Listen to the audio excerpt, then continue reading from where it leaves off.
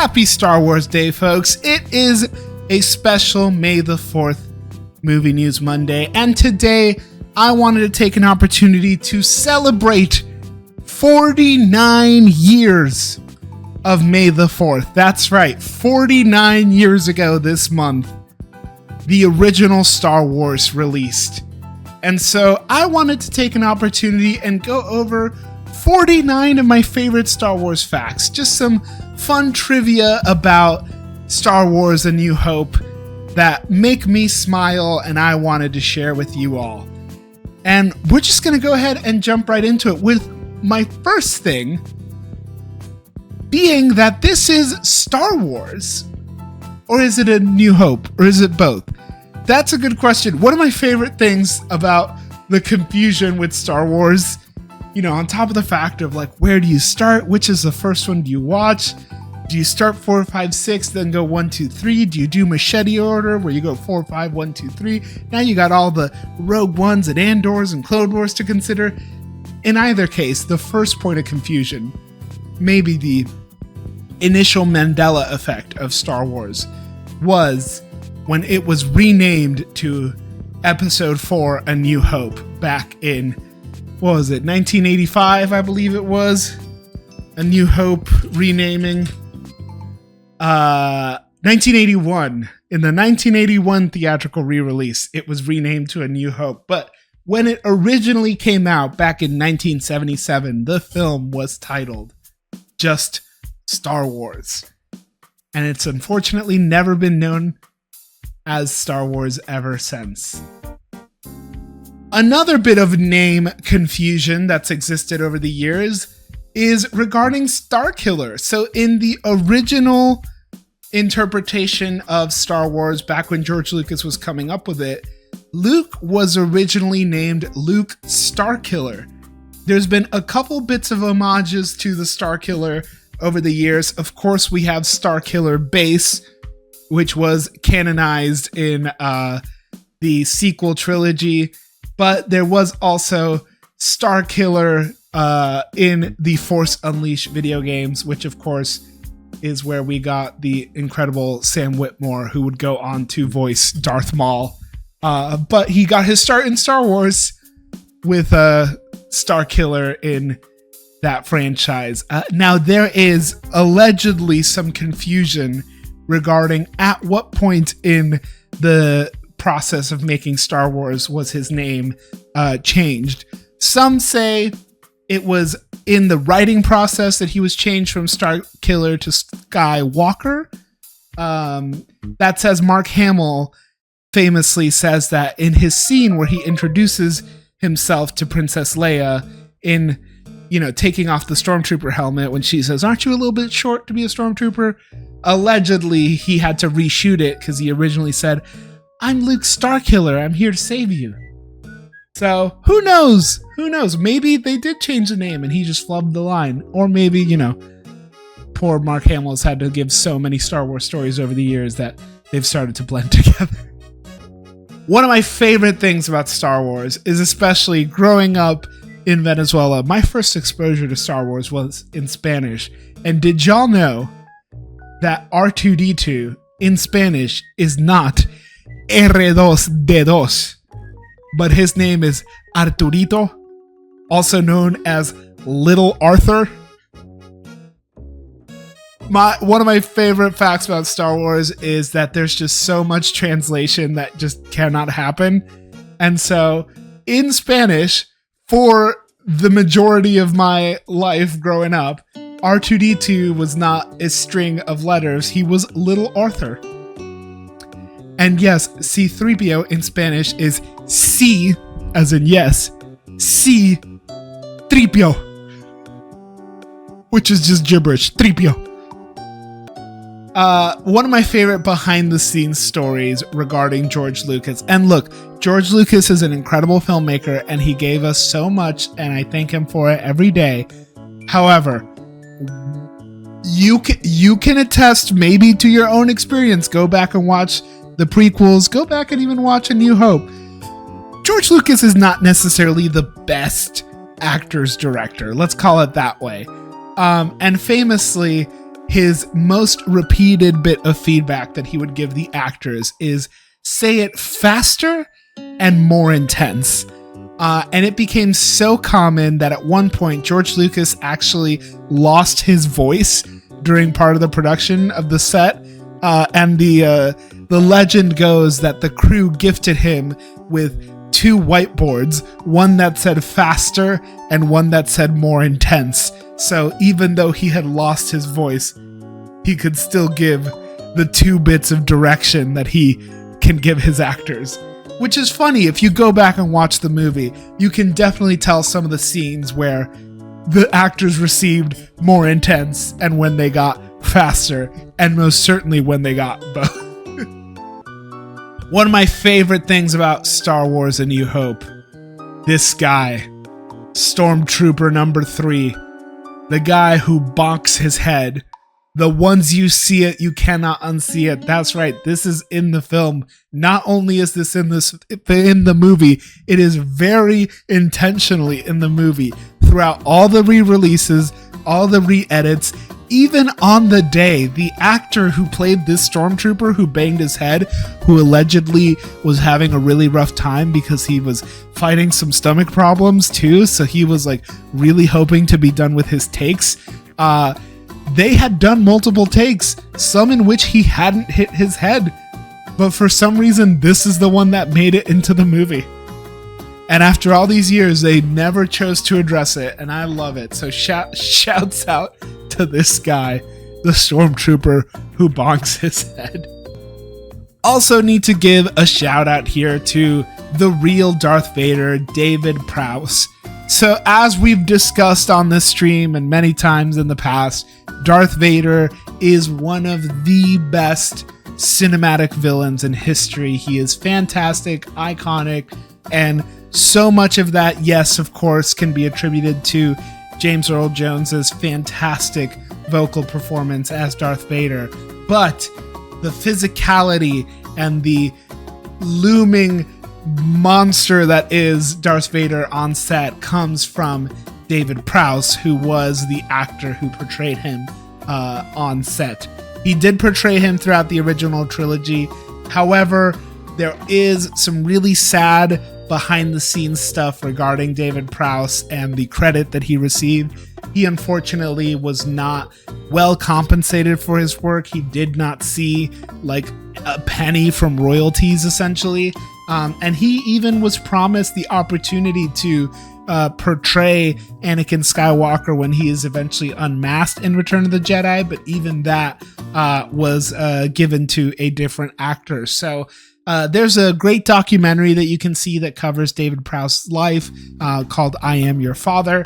And then, of course, every time you rewatch the films, you can think about the fantastic physicality and recognize the work of this unrecognized actor here who really did contribute to one of, if not the best villains in cinema history.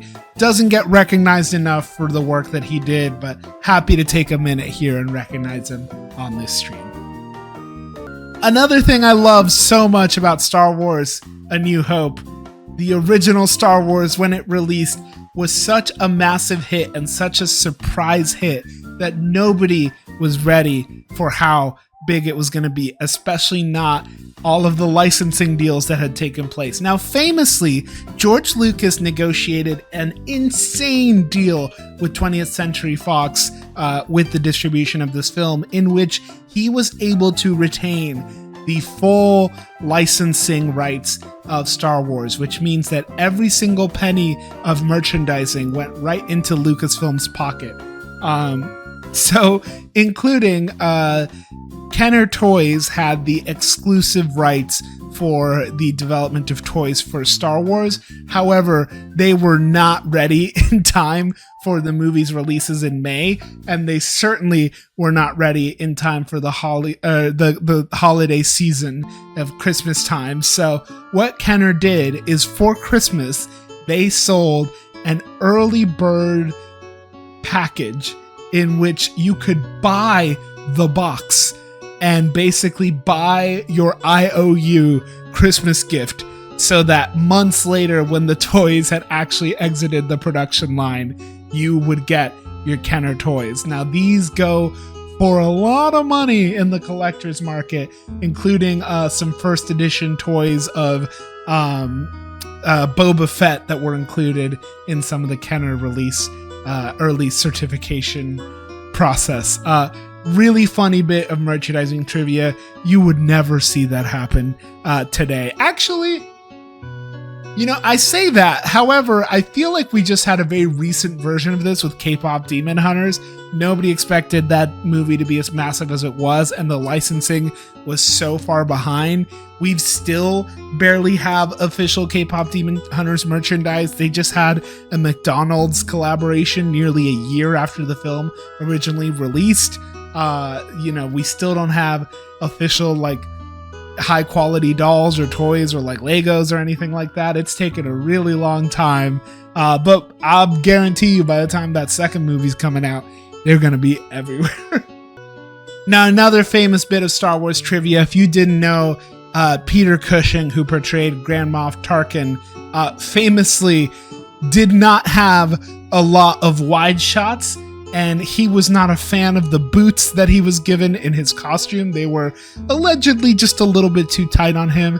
So for the majority of the scenes featuring Grand Moff Tarkin, just know that Peter Cushing's toes are Peter cushioned in some cozy slippers. And yes, I just put that in here just so I could make that pun. Now, one of my favorite bits about A New Hope is recognizing the magic of editing that is in this movie, and so much of that can be accredited to Marcia Lucas, the true hero of this movie. On top of the fact that there was a lot of story decisions that she had, a close ear to the director, given that she was his wife at the time. She is also the editor that really helped pull this film through the finish line. So much of Star Wars came together in the edit, and just the production was harrowing to say the least, man. They barely got through making that movie, and even after they finished it, they were so concerned that there was no way it was going to come together. The stuff that they got on set just was not clicking until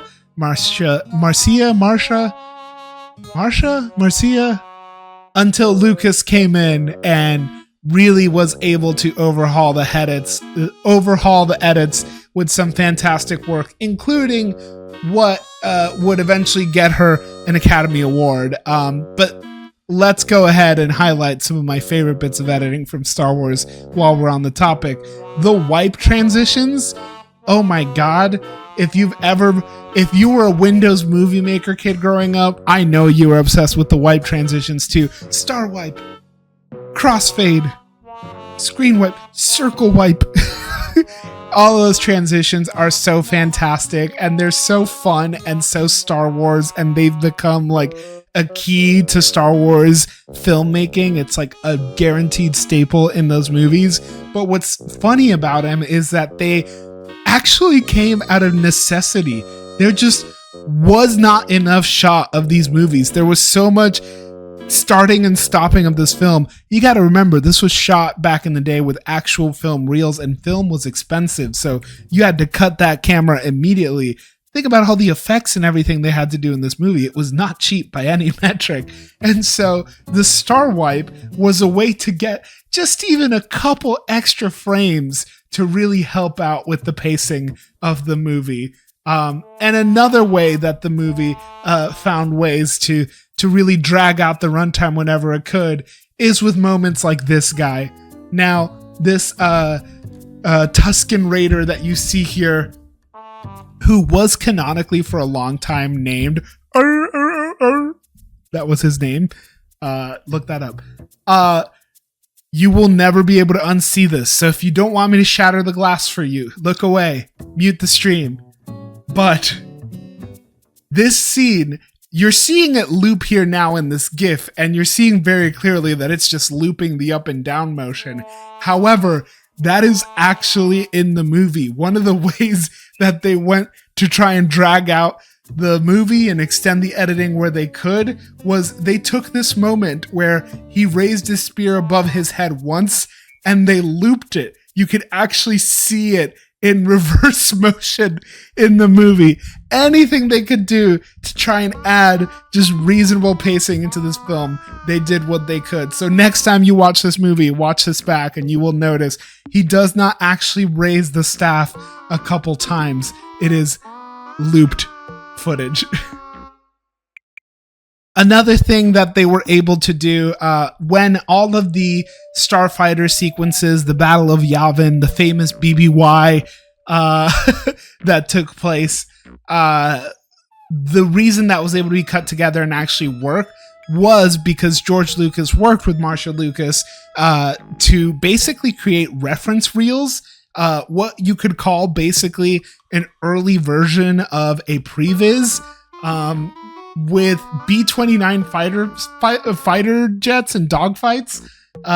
Lucas was basically able to cut some previs using some of the war footage and archival war footage that he could find, and that was used as reference for all of the scenes with the TIE fighters flying around the Millennium Falcon when they were having that chase sequence, and then all the way to, of course, the great trench run of the Death Star. All of that came together because they were able to visualize it using this archival footage, which is basically standard practice now. That pre-visualization is like the first step to any major blockbuster nowadays.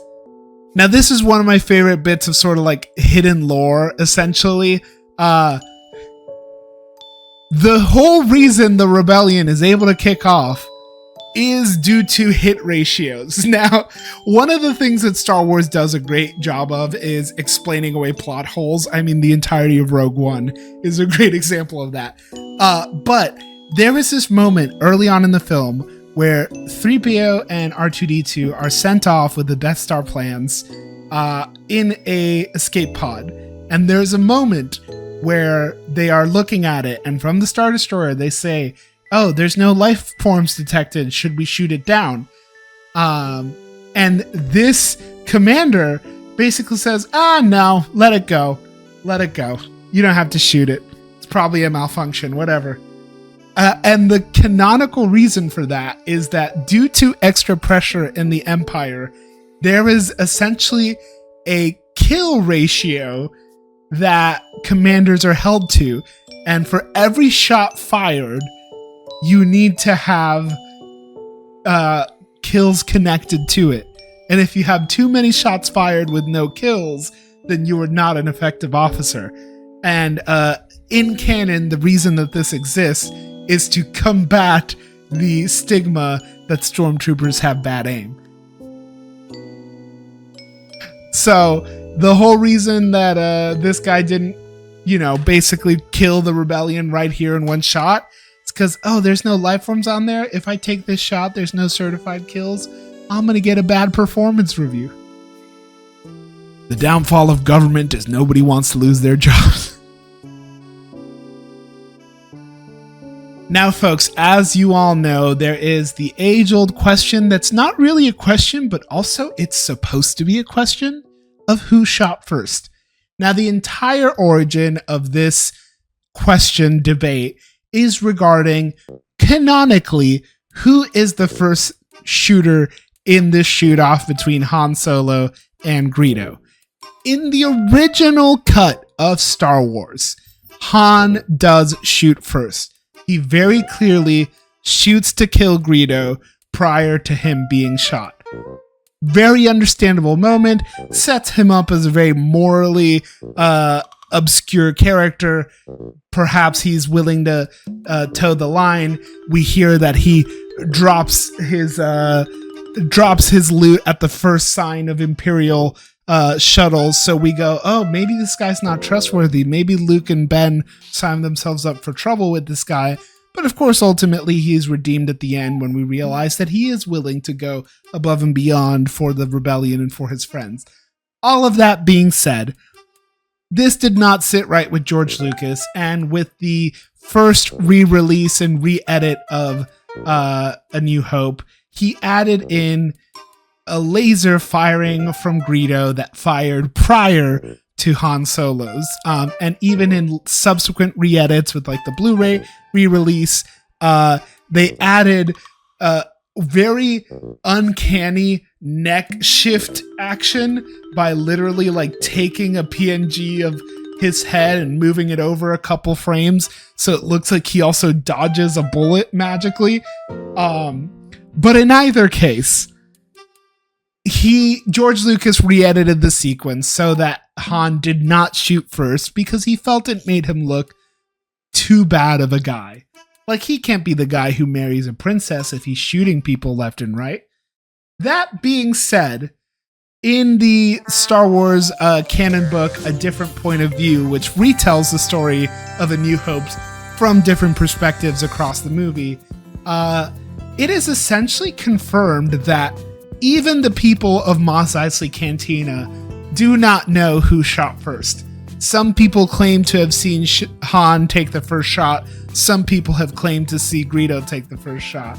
But it is also canonically established now that nobody knows for sure who shot first.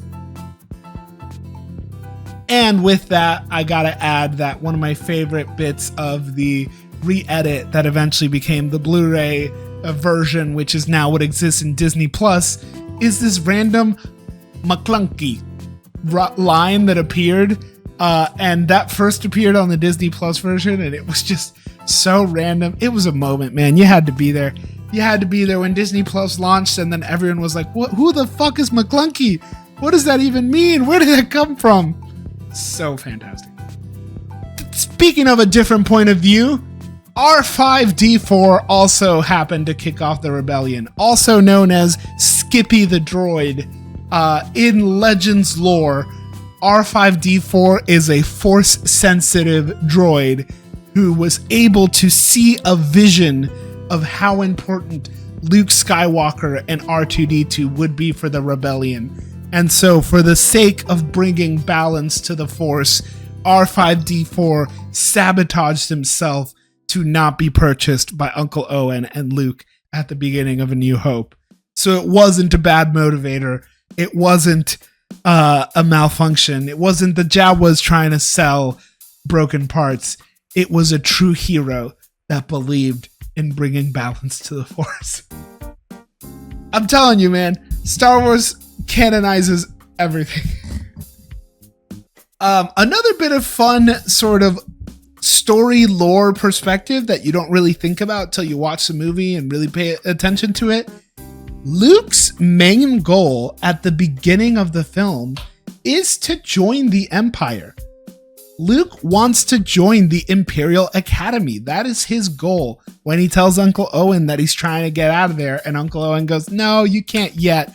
His intention is to join the Empire and become a stormtrooper.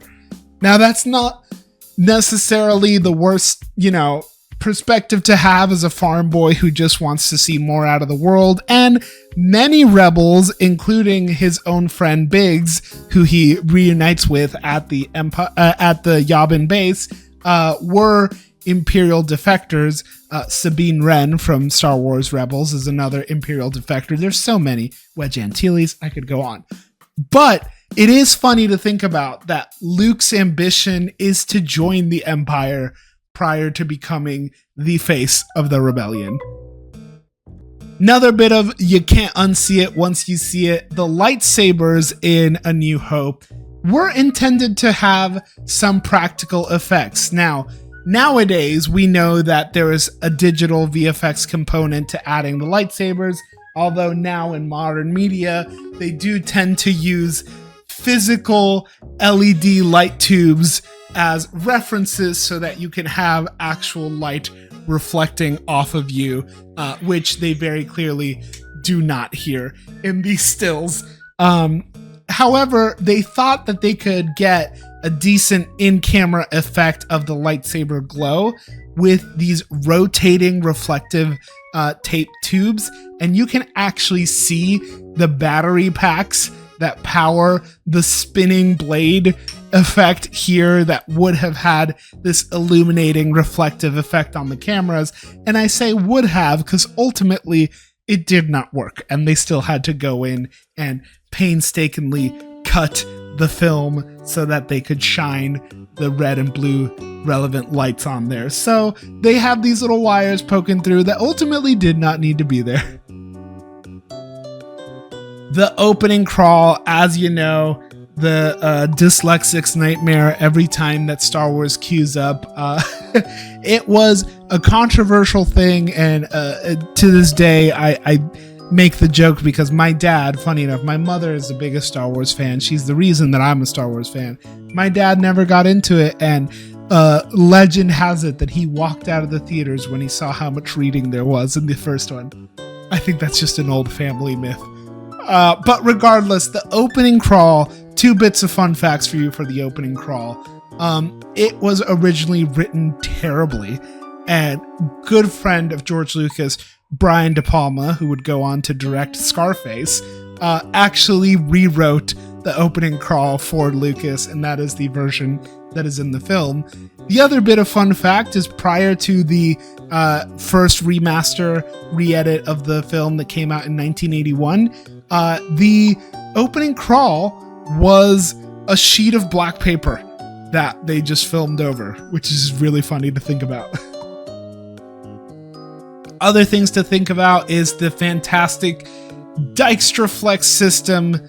John Dykstra and the incredible team at ILM basically created motion control, stop motion, and these incredible motion control rigs in order to film all of the fantastic special effects.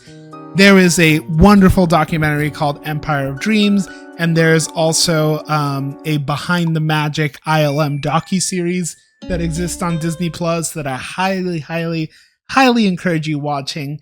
It will make rewatching the old trilogy so much better, because you will come to recognize how much work and how much engineering ingenuity had to go into effect in order for these films to be made, including sometimes low-tech solutions that just work so effectively. I still watch this movie, and every time I see the land speeder, I am staring and I'm going, I know this is a mirror, but I can't see it. It is done so effectively. I am convinced. How did they do that? It's just magic, man. It's just magic. There is also what I love to be a shout out to George Lucas's student film. I think it was his thesis film, THX 1138, which becomes a callback joke, a little Easter egg that makes it into every single Star Wars. Every single Star Wars has a 1138 reference to it, and in A New Hope, it is Chewbacca showing up in handcuffs, prisoner transfer from cell block 1138. OG Jabba the Hutt.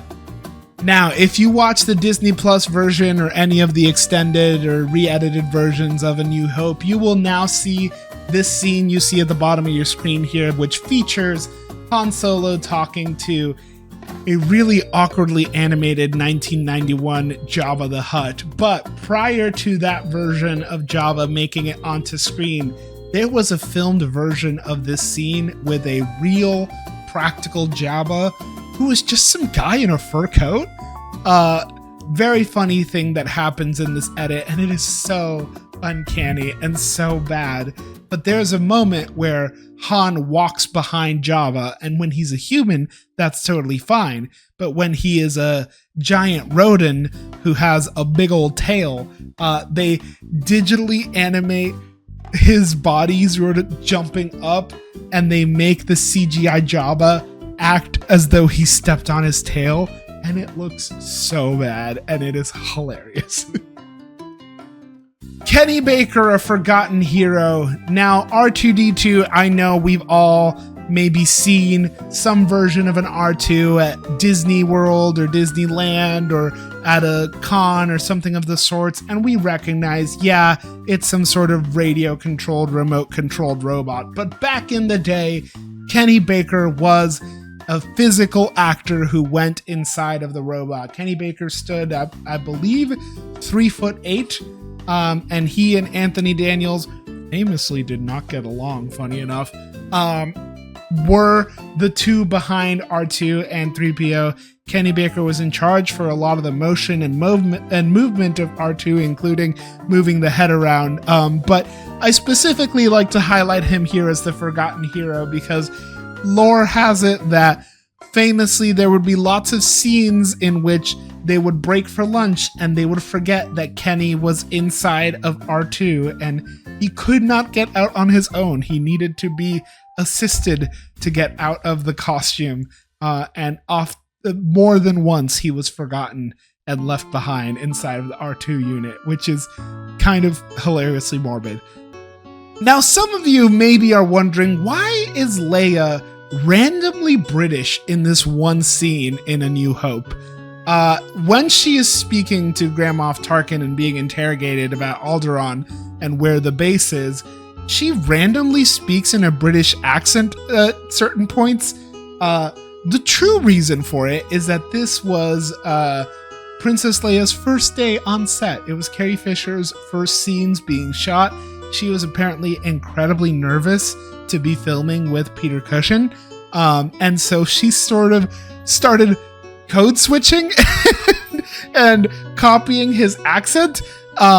That being said, of course, in canon, they ended up, as they always do with Star Wars, canonizing the reason for her doing it. And allegedly, she was trying to mock him and echo his, prestigious imperial accent. But it's just funny to think about, what was she just randomly British in this one scene? And another one of this guys I gotta throw in there. One of my favorite Mos Eisley Cantina characters is just this random wolf guy that is clearly just a Spirit Halloween mask that they threw in there to pad out the background characters. Although he was eventually canonized in the Skeleton Crew Disney Plus miniseries, and they did introduce a Wolfman creature. And you know what? They matched it fairly well. We'll give them some credit there. The Dinoga, aka the Trash Man. Again, things that don't make sense when you think about it for more than a minute. Why was there this weird trash monster in the trash compactor? Well, according to lore, it is a cost-saving measure to help with their trash compactor, and many trash compactors, apparently it's standardized practice in the Empire. Dinogas are a type of creature that eat and break down organic matter, so they are basically like the cockroaches of the trash compactor world, and so it's helping the Empire by breaking down organic matter, and so they only need to worry about compacting the other trash that they can throw out. It's really silly, but the real reason is we just needed something else to make the scene more intense, okay? But speaking of the trash compactor, in the scene where Luke Skywalker is going underwater to deal with the Dinoga, Mark Hamill held his breath for a little bit too long and actually burst a blood vessel in his eye, which kept him from being able to film close-ups for a while. You actually can still see it in the Battle of Yavin, in the trench run scenes, when he has his visor down inside the X-Wing, you actually can see a red line in his eye, and it is because of holding his breath for a little too long in these scenes. The Wilhelm scream, the famous scream that's not just an Easter egg across Star Wars, but across all Lucasfilm Skywalker sound productions. The Wilhelm scream was discovered by Ben Burt. It was originally titled Man Eaten by Alligator, and it was a sound effect that he found on a stock sound library provided by Warner Brothers, and he just thought it was so funny, and it just kept coming up again and again, and it has become an inside joke amongst sound editors everywhere. But the first use of the Wilhelm scream as a bit was here in the trench swing sequence, which was coincidentally one of the most dangerous stunts in the film. They had the actual actors, because they couldn't use stunt performers for this, Carrie Fisher and Mark Hamill doing it. They were about 20 meters up in the air doing this swing, and allegedly, according to the stunt choreographer, the harness, the safety harness for this, actually ripped on their final safety test before the actual shot. And so they got it in one shot and they said, you know what, we're good. We don't need to get it again, out of fear that the harness would not hold if there was an actual emergency on set. One of my favorite things about the Jawas is Utini, which they say time and time again, which has no direct translation, but over the years has been explained to be just wow. And so I just love the fact that the Jawas just say wow, wow, wow all the time. Fantastic little creatures. The original CGI effect, all the way back in 1977, even before all the re-releases, even before all the re-edits, Star Wars had a computer-generated image effect in the film, and it is this extremely, extremely low-res depiction of the Death Star plans. This little sequence took thousands of dollars and many, many man hours and rendering hours to generate. And if it is not, to our modern eyes, the most basic thing that you could see, it looks like a TI-84 graphing calculator created it. But back then, this was the cutting edge of digital effects.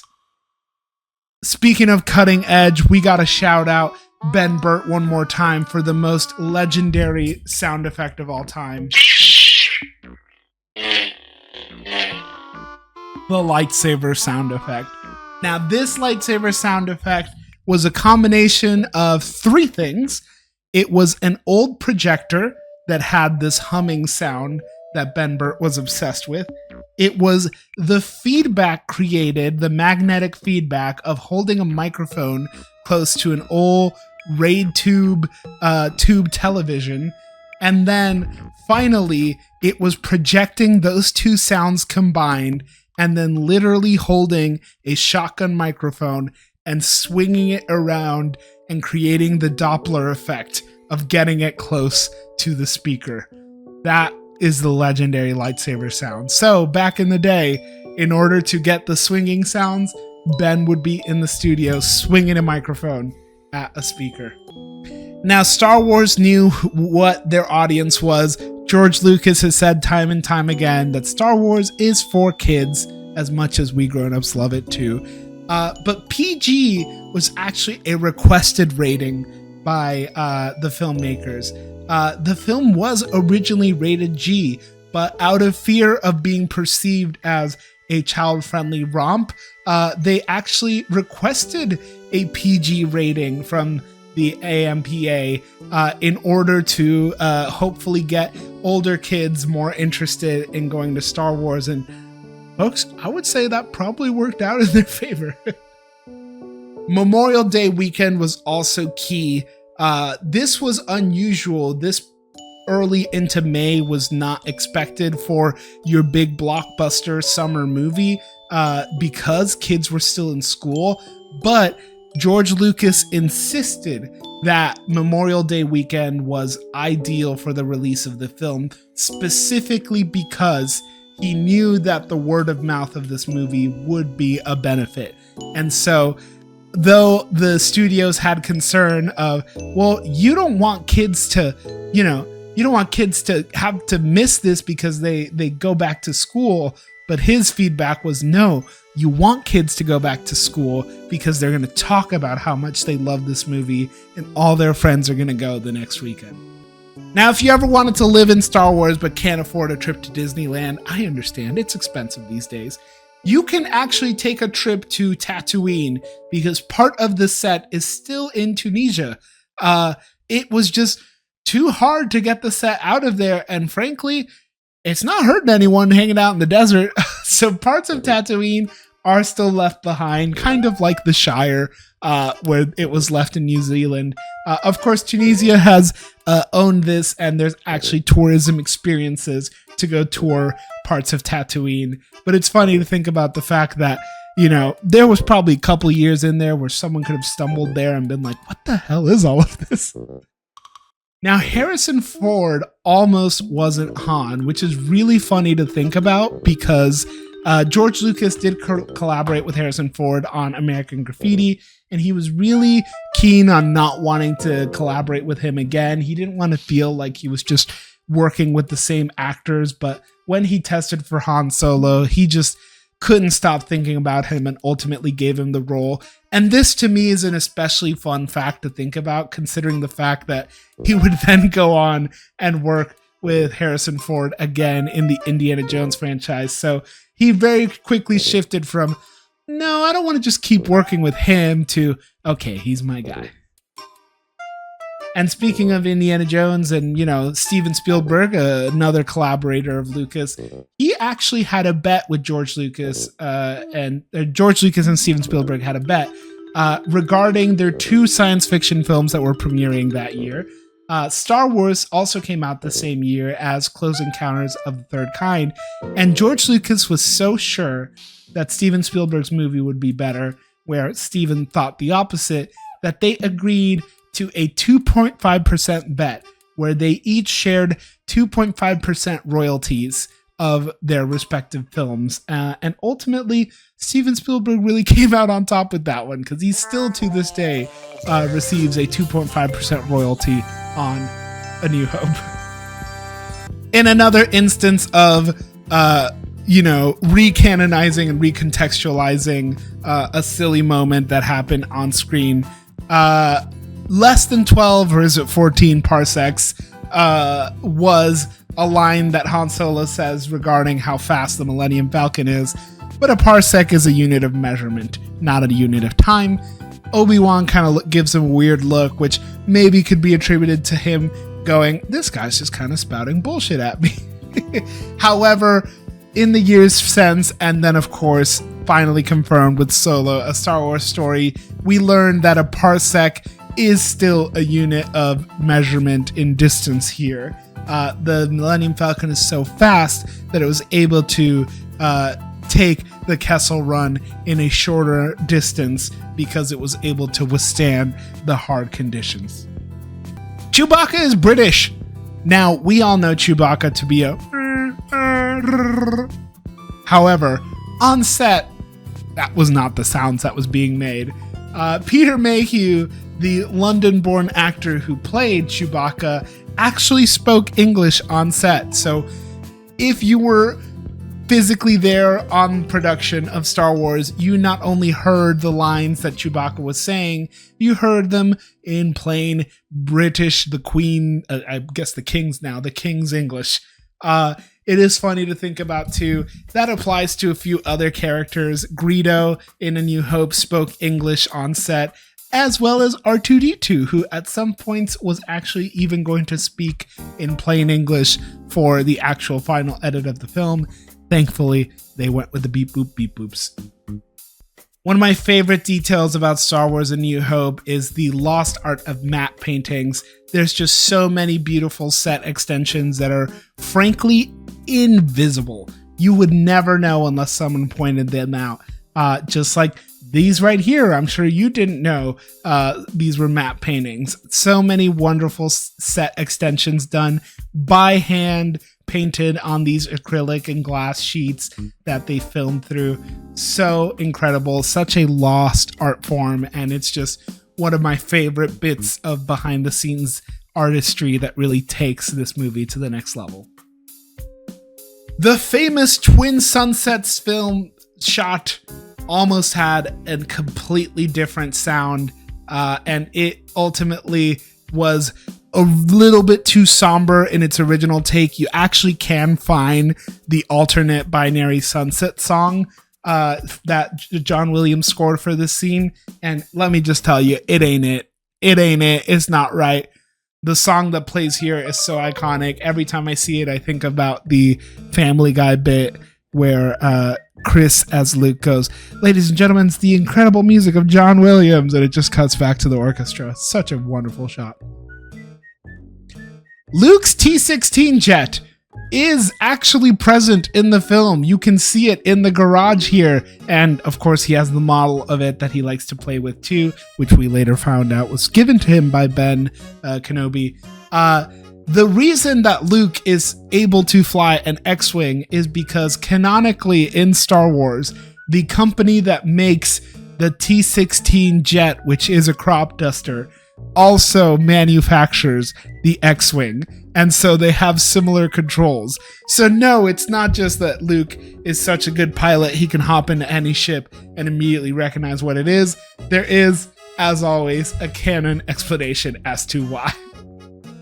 Now, there are some deleted scenes in A New Hope's. As we mentioned, a lot of this movie was saved in the edit. There was a deleted scene or deleted amount of scenes that made their way into Rogue One from some of the Rogue squadrons and some of the fighter pilots. They were later, these archival shots repurposed into this movie. There was also a deleted scene of Tashi Station where Luke meets some of his friends, including Biggs. These deleted scenes were referenced when Tashi Station made an appearance in the Book of Boba Fett, as well as they recasted some look-alike actors there to play the same characters from this deleted scene. Is this deleted scene canon? I guess it kind of is now. The Clone Wars. Every time I watch A New Hope, I just love hearing the Clone Wars thrown away as such a little expository world building line of, "You fought in the Clone Wars?" Boy, little did we know. A movie, 5 seasons of television, several spin-offs later. Boy, the Clone Wars. Did George even know when he wrote those throwaway lines? I'm sure he kind of. Did y'all know that Princess Leia's ship, the Tentative 4, was almost the Millennium Falcon? In fact, it was one of the models that was built early on, and famously one of the larger models that was filmed because they were planning to be using it for a lot of the hero shots. Ultimately, this was scrapped as the Millennium Falcon because it looked a little bit too similar to another sci-fi ship of the same time period, and the Millennium Falcon that eventually took charge was inspired by a hamburger with an olive attached to it. Now, one of my favorite things about Star Wars A New Hope is actually something that exists outside of Star Wars A New Hope. And yes, before anyone calls me out of it, these are shots from Empire Strikes Back. But the despecialized editions exist out there. Harmy's Despecialized Edition is a fan collaborative project that basically went to try and restore the original versions of the Star Wars movies to their release versions. The 1977 version of Star Wars has not been seen since 1977. When it was re-released in 1981 as A New Hope, there were some changes done to the movie, and every subsequent re-release then has had a little bit changed more and more. Things from digital effects being added on, the title changes, Han shooting first, even to certain things like the color grading has changed over the years. But a fan project worked to find old film negatives and old copies of VHSs and laser discs, and even actually auction some map paintings and maybe possibly do some illegal film reel scanning. But all that to be said, the Despecialized Editions was a fantastic fan project that existed to try and get us as close to the true 1977 version that so many of us have never seen. But, and my last 49th Star Wars fun fact for the day, is that the original Star Wars is returning for its 50th anniversary next May. Star Wars is returning in its original 1977 Star Wars, not A New Hope, but Star Wars version to theaters, including IMAX screens, and you bet your ass I'm gonna be there. But folks, those are some of my favorite facts of Star Wars A New Hope, but Star Wars. May the 4th is a fantastic opportunity to just be appreciative of this great world and this great source of stories and fandoms, and to share it with you all. So folks, if you liked learning a little bit about Star Wars, if you like learning about Hollywood and movies and fandoms in general, I would love to see you in my chat over on twitch.tv/DroopyGorg. We are live every Monday for Movie News Monday. We like to do fun things like this and so much more. But folks, thank you so much for stopping by. If you were here live, I appreciate you. If you're watching on YouTube, thank you so much. Hit a like, leave a comment, subscribe, all those good things. Follow me on all the other socials if you want to see the content in short form. But folks, that is gonna be it for me this week. I hope you have a fantastic rest of your week, and I will see you at the movies. May the 4th be with you.